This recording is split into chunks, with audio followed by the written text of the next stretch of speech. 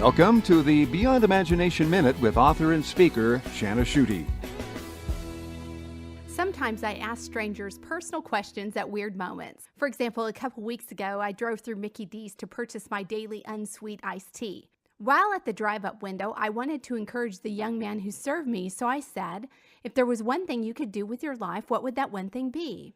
He looked at me as if I had lost my marbles, then he grinned and said, "I want to become a businessman. I want to own one of those big offices like we have downtown." "Great," I said. "What is one thing that you can do this week to move toward that dream?" "Go to school," he responded. "I'm starting classes this week." "Fantastic. That's awesome," I said. "Have a great day," I shouted as I drove away. I love asking people this "if there was one thing" question.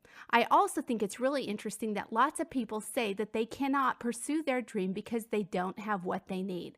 I can't because I don't have the money. I can't because I don't have the education. I can't because I don't have the courage or the time or the influence. My response is, of course you don't have what you need. That's the way it always works. No one accomplishes anything for God has everything they need when they start to move toward their dream or purpose. When Noah received the assignment from God to build the ark, he didn't have the supplies to build it or the animals to fill it. When Moses headed toward the promised land, he didn't have the ability to get people across the Red Sea.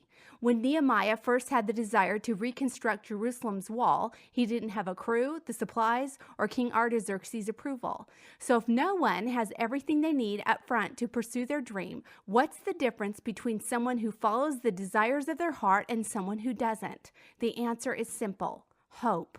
When you have hope, you will also have faith to act and move forward because faith springs from hope.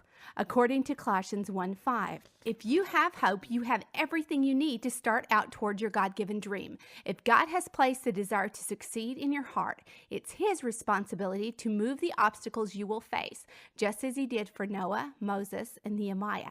When I recently decided to relocate to Georgia, I didn't have everything I needed for my new home or the money to travel. God provided. When I decided to go on a multi-state book tour, I didn't have the financial resources when I answered God's call to go. He provided. When I decided to become a writer, I did not have the college education.